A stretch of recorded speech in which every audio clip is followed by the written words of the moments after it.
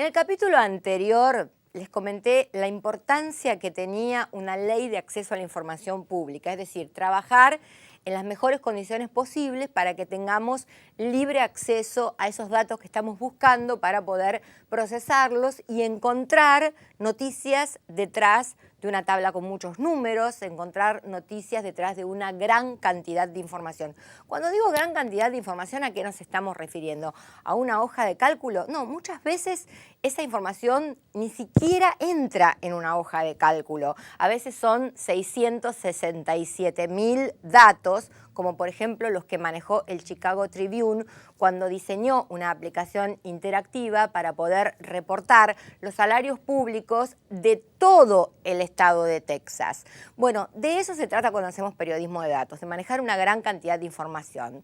En la Argentina y en muchos países de América Latina, o bien no hay leyes de acceso a la información pública, o bien estas no funcionan como deberían, y hay todavía una cultura del secretismo, es decir, cosas que son legítimamente públicas todavía están en el ámbito de lo privado. Consejo número 1, ejercer el derecho a la petición, es decir, peticionar esos datos. Seguramente esos datos van a ser entregados en un formato escrito, no en un formato digital, y muchas veces hay que hacer entrada de datos manual, como se realizó en el diario La Nación de Argentina con la aplicación de noticias referidas a las declaraciones juradas de los funcionarios. Bueno, esto no debe ser un escollo.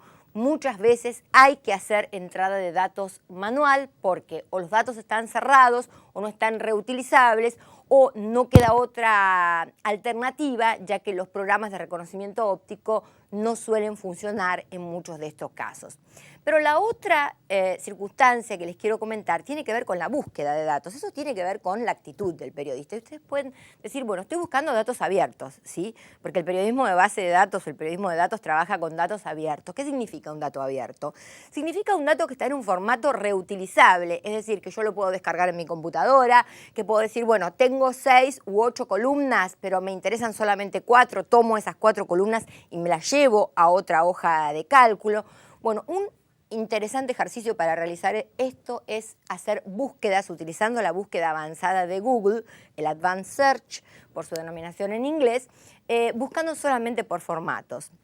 Hay una técnica que está explicada en mi libro de herramientas digitales para periodistas sobre cómo buscar por defecto solo en dominios gubernamentales y en formato Excel. Es decir, cuando abran el panel de la búsqueda avanzada, no se concentren tanto en el tema, sino en el formato y traten de poner en la extensión, por ejemplo, yo vivo en la Argentina, donde los dominios gubernamentales terminan con .gov.ar. Entonces van a colocar la raíz donde tiene el indicativo del dominio y van a elegir el formato Excel. Luego, en las herramientas de búsqueda, ustedes pueden seleccionar los resultados para el último año, para el último mes o para la última semana y de esa manera pueden enterarse cuáles son los sitios web gubernamentales que están ofreciendo a la comunidad datos abiertos para que ustedes los utilicen. Por ejemplo, así podrán encontrar estadísticas sobre educación, estadísticas sobre salud o sobre otros tantos temas que seguramente van a ser de su interés. Uno de ellos, por supuesto, es el que tiene que ver con el manejo del dinero público, por eso son tan importantes los frecuentes rastreos informáticos en la web sobre los dominios que tienen que ver con los ministerios de Economía, donde realizamos esta tarea prácticamente casi todos los meses.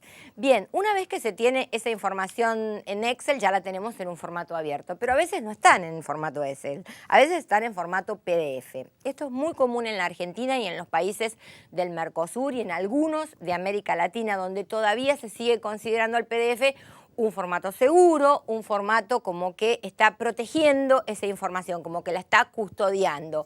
Bueno, hoy día hay programas como el Nitro, donde se pueden extraer las tablas de esos PDFs para que nos están limitando el manejo de la información numérica para llevarla a un Excel donde estoy trabajando de una manera mucho más cómoda para manejar esos datos.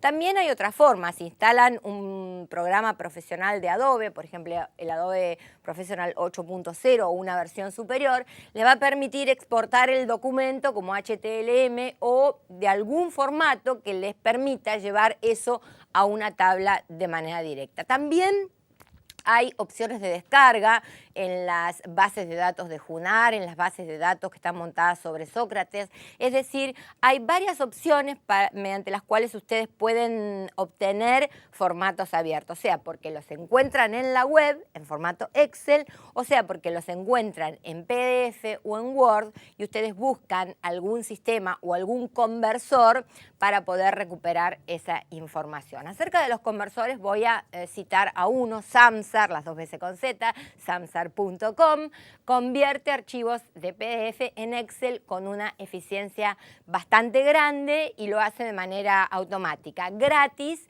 y sin necesidad de descarga. ¿Por qué menciono Samsar sobre otros programas? Porque seguramente muchos de ustedes van a estar trabajando en provincias o en ciudades pequeñas o en el medio de redacciones donde no tienen la posibilidad de descargarse un programa en su computadora, ya que los sistemas de seguridad informática dentro de las salas de redacción generalmente impiden este tipo de descargas. Entonces Samsar es la opción para convertir PDFs en Excel. La otra opción es una herramienta en línea, free-ocr.com, que es justamente para extraer información desde formatos que vienen en imágenes. Vamos a suponer que ustedes tienen una fotocopia, que digitalizan esa fotocopia. La fotocopia es de buena calidad, por supuesto. Bueno, si tienen una fotocopia de buena calidad digitalizada y pasada al PDF, el FreeOCR lo que hace es extraer los datos que están en esa hoja o en ese documento y llevarlo a formato de texto. Hay una tercera herramienta que es muy importante, no solamente como gestora de documentos, sino porque corre un programa de reconocimiento óptico, OCR, lo corre al mismo momento que ustedes suben el documento a la web. Se llama Document Cloud. En la Nación Argentina nos hemos convertido en el primer diario de América Latina que utiliza Document Cloud para subir para dar soporte documental y subir los documentos y compartirlos con la audiencia, porque esta es también la filosofía del Open Data, de los datos abiertos y también del periodismo de datos. Poder compartir con la audiencia toda la información que tenemos, la que está sin procesar y la que está procesada. De ese modo, el lector puede revisar esos datos, si quiere, podría seguir el mismo proceso, llegar a la misma conclusión o rebatirla.